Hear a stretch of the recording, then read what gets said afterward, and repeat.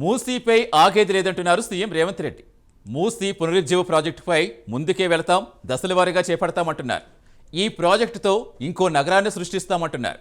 మిగతా నగరమంతా పగలు నడిస్తే మూసీ ఒడ్డు నిర్మించే నగరం మాత్రం రాత్రివేళ నడుస్తుందని రేవంత్ అంటున్నారు. ఇప్పటికే ప్రతిపక్షాలు మూసీపై పోరాటం చేస్తుంటే పట్టు వదలని విక్రమార్కుని వలె ప్రభుత్వం ముందుకెళుతోంది. దీంతో మళ్లీ మూసీ హాట్ టాపిక్గా మారింది.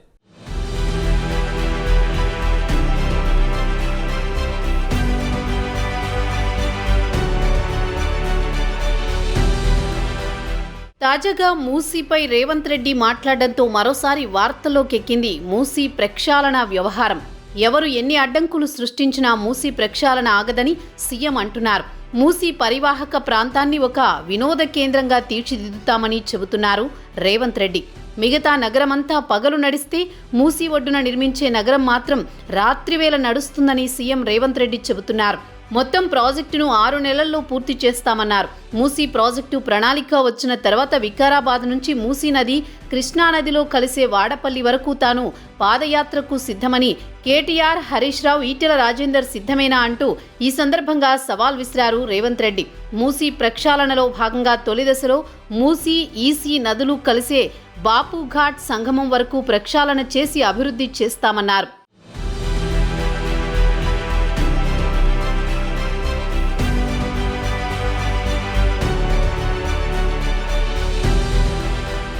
అనంతగిరిలో పుట్టిన మూసీ నది గండిపేట రిజర్వాయర్ నుంచి 11.5 కిలోమీటర్లు ప్రవహించి ఈసీ నది హిమాయత్ సాగర్ నుంచి 9.5 కిలోమీటర్లు ప్రవహించి బాపు ఘాట్ వద్ద కలుస్తాయి. తొలి దశలో ఆ ప్రాంతాన్ని ప్రక్షాళన చేస్తామని సీఎం చెబుతున్నారు. మహాత్మా గాంధీ సిద్ధాంతం, ఆరోగ్యం, విద్య, వినోదం ఈ అంశాల థీమ్తో బాపుఘాట్ను అంతర్జాతీయ స్థాయిలో అభివృద్ధి చేస్తాం. ఇక్కడ ప్రపంచంలోని అత్యంత ఎత్తైన గాంధీజీ విగ్రహం ఏర్పాటు చేస్తాం. గాంధీ ఐడియాలజీ కేంద్రాన్ని నిర్మిస్తాం. బెంగళూరులోని జిందాల్ ప్రకృతి ఆశ్రమం తరహాలో ఇక్కడ కూడా ప్రకృతి చికిత్స ఆశ్రమం నిర్మిస్తామని రేవంత్ రెడ్డి చెప్పారు. స్టాన్ఫర్డ్, ఆక్స్ఫర్డ్ యూనివర్సిటీలకు చెందిన ఆఫ్ క్యాంపస్ సెంటర్ను ఇక్కడ ప్రారంభిస్తాం. ఇక వినోదం కోసం లండన్లో థేమ్స్ నది ఒడ్డున ఉన్న లండన్ ఐ వంటి భారీ జెయింట్ వీల్ను ఏర్పాటు చేస్తాం. బాపు ఘాట్ వద్ద చెక్ డ్యామ్ కమ్ వంతెన నిర్మిస్తాం. అక్కడి నుంచి కిందకు మూసీలోకి వదిలే నీరు స్వచ్ఛంగా ఉండేలా చూస్తాం. 30 కిలోమీటర్ల మేర రింగ్ను అభివృద్ధి చేస్తామని రేవంత్ వివరించారు. పర్యావరణ హిత థీమ్ పార్కును అభివృద్ధి చేస్తామన్నారు. ప్రతిరోజు 1,00,000 మంది సందర్శించేలా ఆ ప్రాంతాన్ని అభివృద్ధి చేస్తామన్నారు. మల్లన్న సాగర్ నుంచి గండిపేటకు, అక్కడి నుంచి హిమాయత్ సాగర్కు గోదావరి నీటిని తరలించేందుకు ట్రంక్ లైన్ నిర్మాణం కోసం నవంబర్ మొదటి వారంలో టెండర్లను పిలుస్తామన్నారు. బాపుఘాట్ పైభాగం నుంచి వచ్చే నీటిని శుద్ధి చేసేందుకు అవసరమైన ఎస్టీపీల నిర్మాణానికి సైతం టెండర్లు పిలుస్తామన్నారు.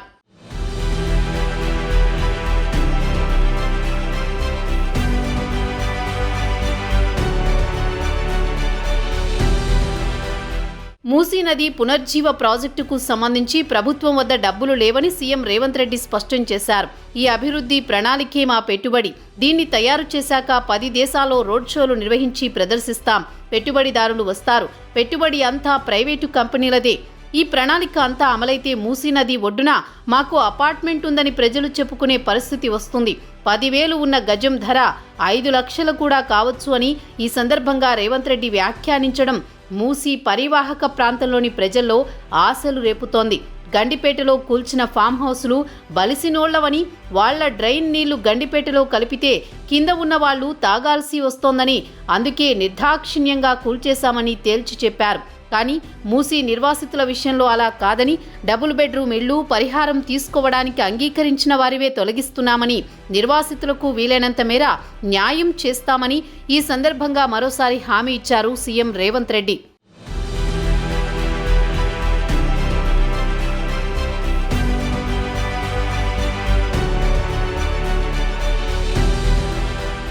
మూసీ నదిని అభివృద్ధి చేయాలని నాకు ఏ దేవుడు చెప్పలేదు.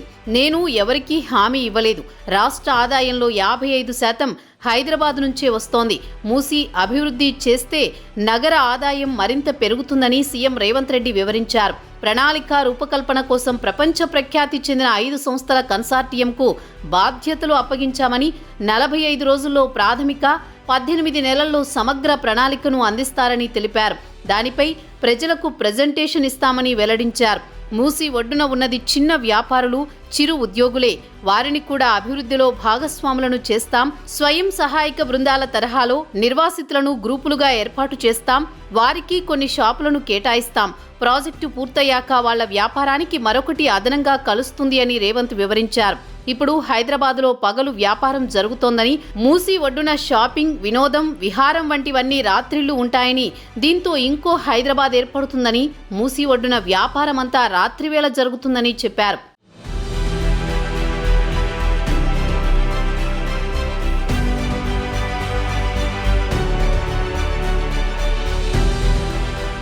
మరోవైపు మూసీని వ్యతిరేకిస్తున్న కేటీఆర్ పై మండిపడ్డారు రేవంత్ రెడ్డి. కేటీఆర్ బావమరిదిలా అందరికీ ఫామ్ హౌసులు, విలాసవంతమైన ఇళ్లు ఉండవు.